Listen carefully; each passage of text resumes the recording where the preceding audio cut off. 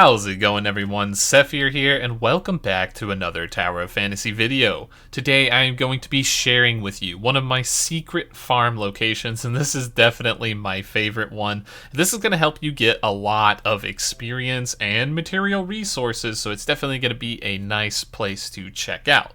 I have tons of more secret farm locations, and I will reveal some over time, but this is going to be my first and favorite one because I believe that the XP on this is quite high. So for this one, the first thing you're going to want to do, as you can see behind me, is head to Raincaller Island. You can go to the Raincaller Island waypoint or space rift and get to yourself to a pretty good location right here. And as you can see, even at the starting zone, I see a chest already at the top of this ruins. If you don't see it, you can see it there. One over to my right and two more down below on the dock. So you can get all of those if you want, but we're going to show you the forward momentum route. So we're going to go ahead and use our jetpack to hopefully get to the top of this tower and loot this chest. So this will be one of the first one. So the concept behind this route is to pick up treasure chests. That's what we're aiming for. We're aiming to pick up any treasure chest that's easy, because as you can see, I got 2,700 experience there, which is quite a large portion.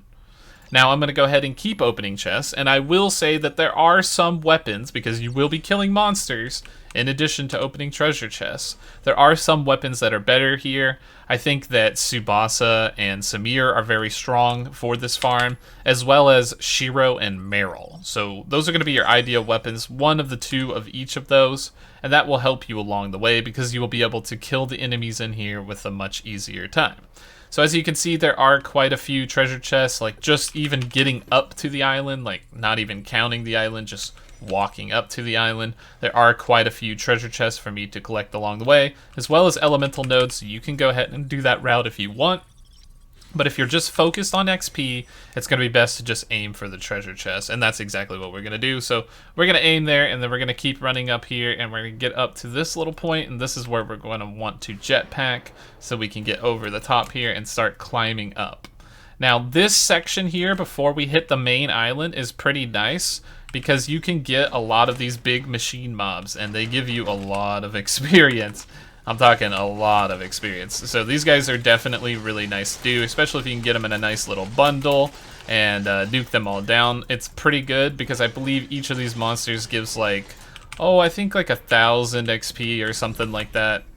Per like 1,300, so it's almost like opening a chest. But the main thing about them is they're also going to give machine parts, which is going to be a nice additional bonus to your loot. So here you can see I got lightning swords, I got tons of universal bearings and all that, and they generally tend to have a password chest. So now after we open this chest, we're going to head up to the main route, and then you'll see exactly why this route gives a lot of experience. So we're going to keep going up here. We're going to see a few mobs up in the way, and that's okay. We can go ahead and take care of these guys and collect our little treasure chests along the route here. But we'll finally get to the top of the hill, and this is like, in the story, it's like the main Ravager's base, right? Like this is Ravager City for some reason. I don't know why all the Ravagers collect up here, but as you go up, you'll start to see a lot more enemies appear. And this is where Tsubasa and Samir comes in handy, because you could just take these guys out from range without having to go over to them. And each of these big guys give like 175 experience, which is a normal kill. But if you kill these little armored guys, they should give about 350, so that's double what a normal kill would be. And then heading up the hill, you will see the giant area, and then from there you're going to see generally a lot of monsters that give about 350 XP, as well as password chips and other machine type enemies. So we'll go ahead and gather a few of these up in the central courtyard. But the ideal plan is just to group everything up together and get the experience from all of these mobs that should be coming in here. It's going to be quite a good bit, especially if you can get a nice like flow going and a good route, because all these things will respawn. And don't worry, because if you ever run out of chests, you can just simply go ahead and switch channel in the top right, and then when you switch channel, everything will be refreshed for you. So you can just do this all again with new chests, new enemies, or whatever it is that you want to do. But you can see the XP is quite high, and especially if you can roam around and keep picking up a lot of the password chests, that's going to be a great route for you to go in this area. As we explore a little further, you can see that there are multiple password chest box in these little openings, as well as several of these big melee shock guys.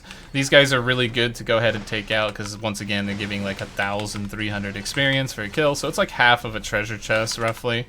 And they drop machine parts, which again, double bonus.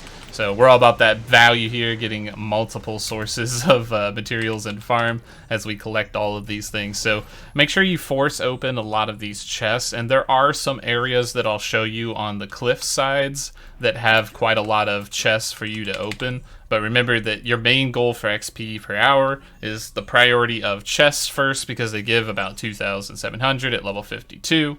And then you focus on big clusters of enemies. That's going to be your next best route. So we'll just kind of scoot through and show you some of the little places. Sometimes there's these little whatever things, and you can solve these by yourself. Like if you just have 2 people, or like if you don't have 2 people, you can just push it in and then collect it there. But down the cliff side too, there's generally a lot of chests. So if you take a look over here, and like let's say we were to jump down a little bit, we will see some of these little chips along the edge. So we can see 2 password chests right there just alone, and then we also have some of the elemental things, and there's another green chest. So as you can see, there's like a high density for some reason inside of Navia. I don't know why that is exactly, but it just seems like Navia has a lot of treasure chests around for you to collect, which, hey, you know, I'm not complaining. I like the amount of mobs here, and then balance that with the amount of treasure chests just kind of really sells the place for me. It gives it a good feel in terms of XP. And even if you don't go for the chest, you can also go for like just in general the XP from the monsters, which can be quite high. So we'll give a good example of that. Like I'll just start killing some of the monsters and grinding them out. But the main thing to go for is like these 350 XP monsters are really nice to get on the side. And then of course clear out any sort of camp or whatever you may need. That's always going to be nice for you. But the best part is, yeah, just take that Sethphir or that Tsubasa, and then you could just do this. Like here, 350 XP. Alright, killed this guy, another 350. Killed this guy, another 350 experience. Oh, here's another dude. This guy also dead, 350 experience, right? And with Tsubasa, you could just headshot them, and pretty much you don't have to worry about anything. So you'll get tons of experience just doing that. And then, you know, be sure to look up high, because there's always password chests up in towers and all kinds of weird stuff on that. There's a password chest or green chest just laying around, and they do tend to refresh pretty fast. So like if you go in a full loop, you'll start to see chests in areas that you've already been before. And then we'll get an example of like a server swap here in a little bit, where we can show you where we swap the channel or the line, and then all of the chests just kind of respawn, which will be really nice to see.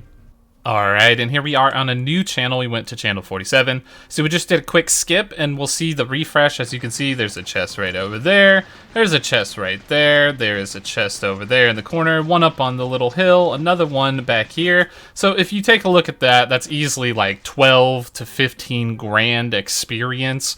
So you can essentially just use your friends, more or less, invite them to a party, have them invite you to a party, hop over to their line, or use the 30-minute cooldown channel switch, and you can refresh all these chests really fast, pick them up again, and then go about your business killing the monsters if you don't have a refresh, or taking out the prime monsters like the machine guys that will give you the parts, and the little dogs as well. So it's going to be a very, very strong experience and material farm.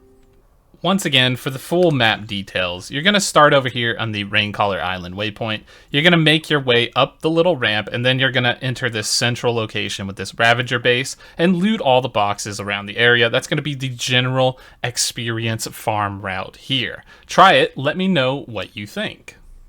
Alright, as you can see, back in the central piece here, once we've kind of done the loop, all these guys are respawning yet again, so we could just kill them again for more experience. The big dog's back up, this giant mech is back up, all kinds of people are already out here. So you just kind of tag them with either the Tsubasa or Sethphir, and you could just gather them into the middle, into this giant clump here, and then pop, you know, like your tornado and your missiles and everything that's all good for the damage, and then just go ham on these guys, and you should be able to obliterate them pretty quick. Alright, well that's going to be it for this experience farm. Have you found any good locations as well? Go ahead and comment down below. Let me know what you found. Let me know if you see something better in terms of this for XP per hour. I know that there are several other good farms, including just spamming the low-level Frontier Clash, which summons a lot of enemies, and that does yield quite a high amount of experience as well. But I'm going to start investigating different places and finding different farms and seeing how they work out, because I really want to make it easy for people to gain experience in this game, because there are level gaps where it's very difficult to do so. So that's going to be my primary goal for the next couple days, is finding really strong experience avenues. Alright, well, I hope these tips helped, and I hope this experience spot works out for you. If it does, make sure to like, subscribe, and hit the bell. Remember that we have a live stream daily at 6 p.m. EST, and be sure to check out the daily guide videos, which are always at noon EST. Thank you so much for watching, and we will see you in the next video.